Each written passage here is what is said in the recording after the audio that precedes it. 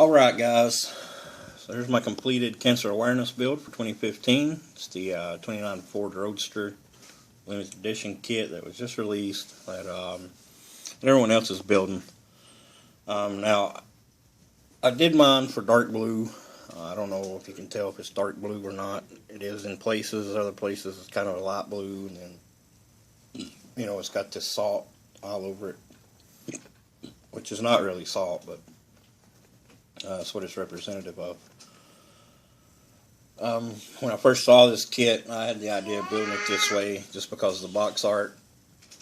And it included the numbers and the decal that goes on your radiator up here. Then it's got the lake pipes on it, which are kind of dummied if you build it with the exhaust coming out, but I didn't. I cut the bottoms off. I ran just a straight lake pipe headers. It's pretty much box stock. I didn't really add anything. I did add some details like the wiring and fuel lines, and it's got the linkages molded right on the carbs, and you could run a linkage on it, but because the fuel lines come out the same side that the linkage is on, I just decided not to run the linkage to keep it kind of clean looking and not jumbo everything up in there.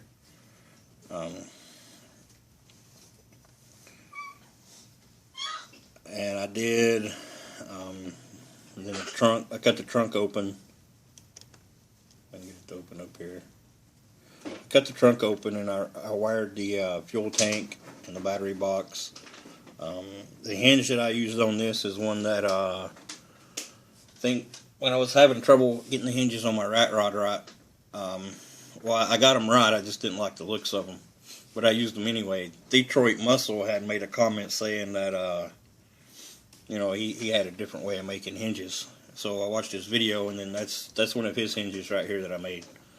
If y'all haven't seen that video, go check it out. They're really simple to make, and they work really well.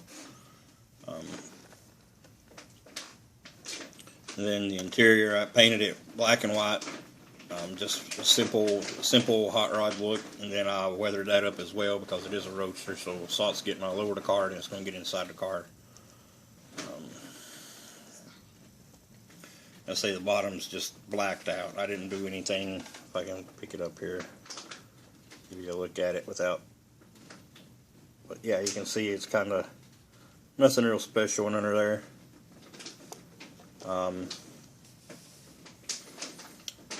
I used it comes with 3 different sets of headlights. I chose the biggest ones they had in there just to give it the look of if somebody's put like truck headlights on it. I like that look. I've seen it done a bunch on 1-to-1 scales, and I think it looks good, so I did that on this car.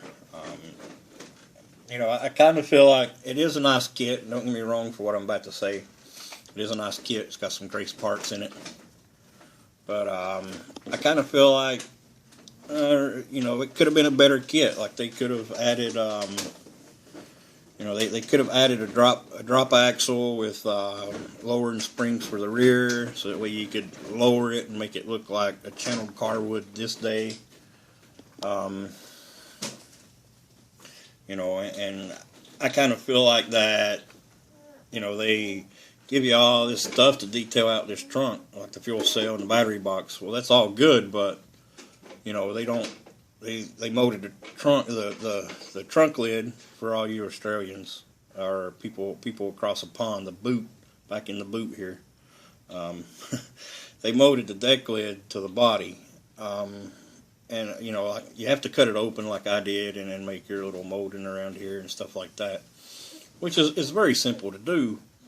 But the average builder is not going to do that. So you know, he's got wasted details there that he could be adding had they opened the trunk. And as far as the directions go, there's a mistake on the directions that, you know, where they tell you to use the wrong floor pan for the channeled version and stuff like that. Now, I've heard people say that there's another version, a coupe or something, coming to this kit, and I don't know how much truth there is behind that, but the floor pan may be for the coupe.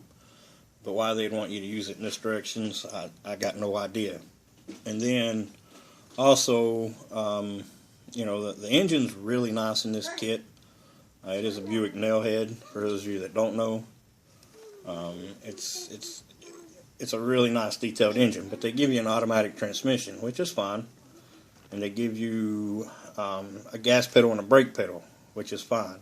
But then they give you this nice little stick in here, and they do give you a decal on the decal sheet to put on top of there that shows it as a manual transmission. You know, and this is supposed to be all new tooling and stuff. Well, how hard would it have been to make it a manual transmission instead of an automatic, and add a clutch pedal if you were going to put a stick shift? Or, you know, you could have put an automatic shifter in there. You know, and you could say that it's kind of nitpicking the kit apart. And, you know, I think it is, yes. But if you're going to release a new kit and call it new tool and a special edition and all this, why not make it, you know, why not make it represent what it's supposed to represent? Why not make it true to that form? You know, and it's no big deal. Like, you can barely even see the gas and the brake pedal down in there, and you can't see the transmission unless you turn it upside down. And I don't know too many people that's going to, you know, it's going to show off the bottom of their model to know that it's not a manual transmission in there. But as far as I mean, just my take on this kit is I think Revell really dropped the ball on it. But don't get me wrong, it is a nice kit and it builds super well, and it's got some awesome parts in it. You know, and it builds really well. Like, I didn't expect this build to go as well as it did. I didn't expect to be finished now, but I am. So yeah. I think it turned out great. You know, this is the first base I've ever made, and I bought an old picture frame, and I was asking questions to a couple of people, trying to figure out, you know, if I could apply because this is what this is embossing powder and Mod Podge. I primed the glass, and then I put I just sprayed primer right over the glass, and then I put my Mod Podge on it, and then I just sprinkled my embossing powder on it, just like you would flocking or something like that. So that's what that is, and it gave it a nice little texture, and I think it turned out real good. Yeah, I had a lot of fun. I want to thank Cliff, our buddy Roadhog there, for hosting this build again this year. I didn't get to do it last year. I had some other things going on, and I just couldn't work out to do it last year. But I knew this year that if he did it again, I was going to do it. So I did it. I had a lot of fun. I don't know. There's a lot of great builds going on out there. It seems like it's a really good group build.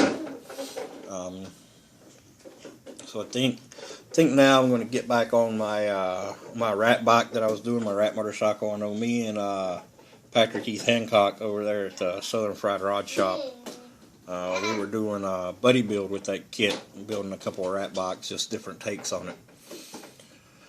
And I know I haven't seen a video from him yet on it, but I know he's got it finished because he's posted pictures up on Facebook, and it looks really good. So I'm excited to see the video on that, and then I'm also excited to get mine finished up. I don't have much to do. Well, actually, I got a lot to do with it, but it shouldn't take me too long. Those are pretty simple little kits. So I think that's the next thing I'm going to do. But that's it for me, and I'll see you guys later.